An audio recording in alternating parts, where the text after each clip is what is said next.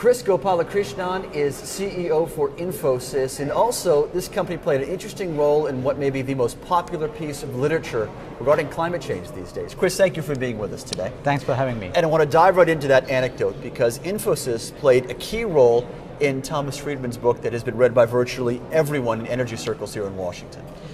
Probably we just gave him a little bit of an idea about how the world has changed, how technology has changed the world. And what happened was Nandan Nilekani, who was the CEO before me, was taking Tom around the campus and was showing him the conference room where we can do 32 simultaneous video conferences. And Nandan mentioned that this is flattened, technology has flattened the world is flat. And so Tom, of course, took that and made a book out of that. Yeah, you have the nudge and you gave him the title as well.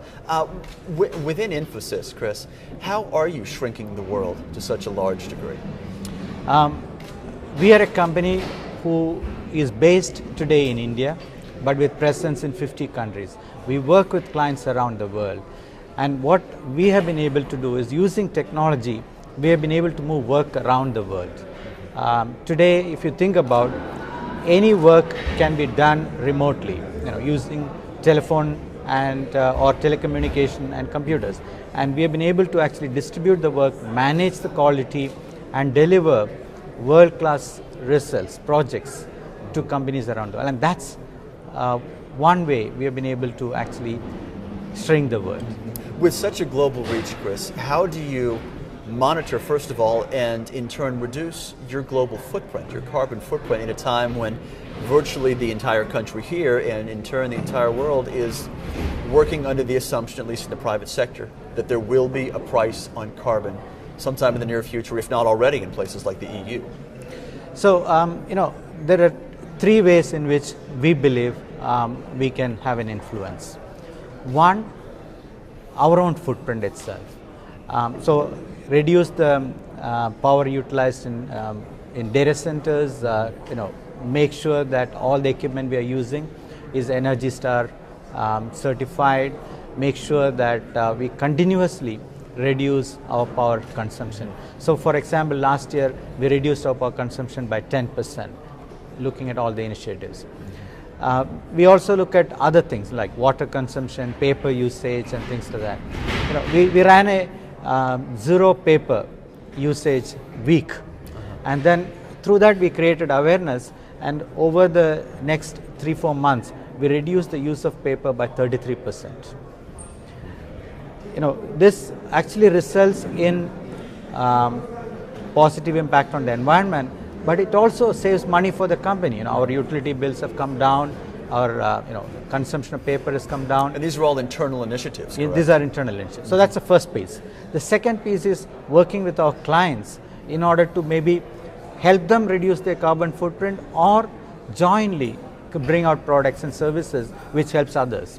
So with, for example, Alstom, we have an initiative to look at how do you manage smart grids. Because the challenge in smart grids is that there is tremendous fluctuation as you bring in new sources of energy and things like that. So you need technology to balance the load and to monitor the load. And we are working with them. We are working with them on the turbine design and things like that, again reducing the power consumption.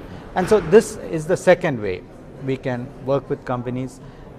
We are also working with companies on looking at the supply chain cost itself, cost of the supply chain on the environment, because lots of products get moved around the world and we only look at the traditional logistics cost, but there is a cost on the environment, and when you combine that, maybe new way of distribution will evolve out of that.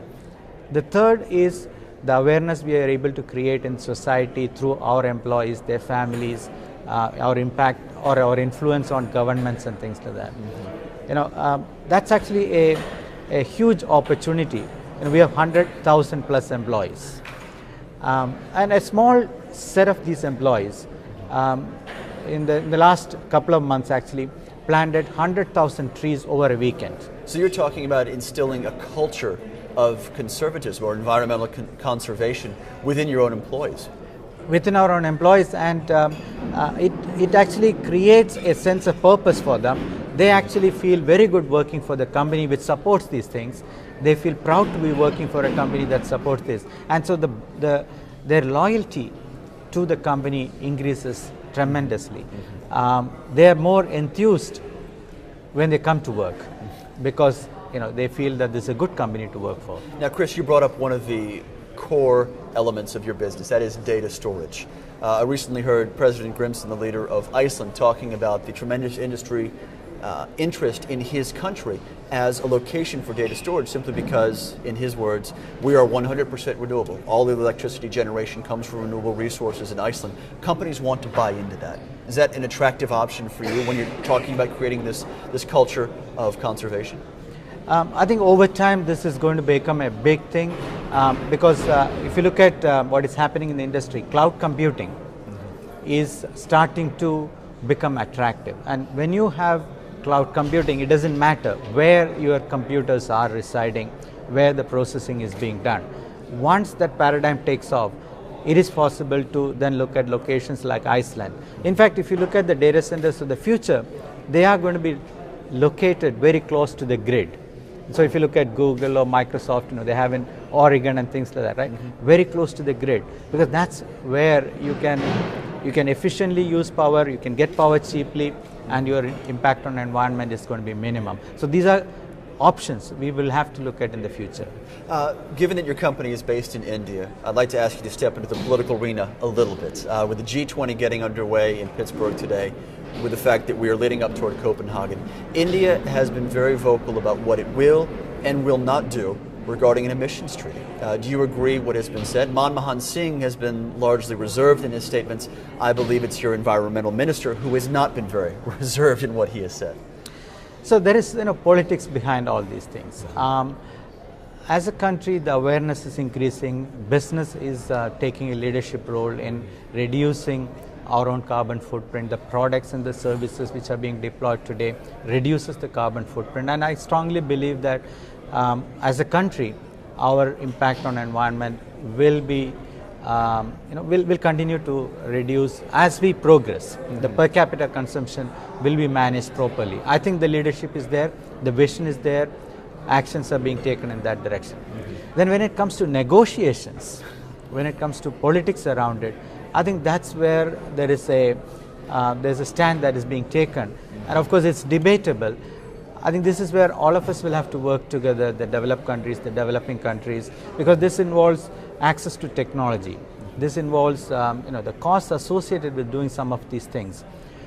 Just to illustrate, if you think about where should the next generation automobile, the fuel efficient automobile or electric vehicles be deployed, it should be in India, because imagine 700 million people suddenly buying cars and starting to use those cars.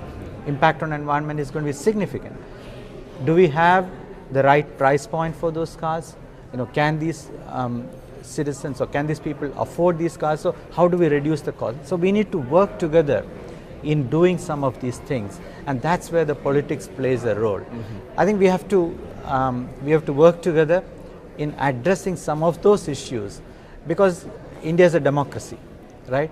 And unless you meet the demand for a better life for the larger population, the 700 million who are living at less than $2 a day, it is very difficult for a government to take a public position which is maybe seen as not good for them. But in reality, Kris, with those numbers and those 700 million people living at that level, is it fair to say in some senses India will always be classified as a developing country? Yes, per capita, if you look at, probably India will for a very long time be seen as a developing country. Of course, because the numbers are very large, the total consumption probably is going to be growing and significant. Right. But per capita will be a developing country. Final question for you, Kris. In what has been a wide-ranging conversation already, is the real heart of clean energy in India the renewable resources you have, specifically solar? I think it will be a combination of solar, wind, and I also believe nuclear, because you have to look at proven technology. You will have to look at technology that can give abundant power, because the demands are going to be significant. So it will be a combination of all these things, including nuclear. Kris Gopalakrishan is CEO of Infosys, based in India, and as I said, a very broad conversation going from business to politics as well. Kris, wonderful to have you with us today. Thank you.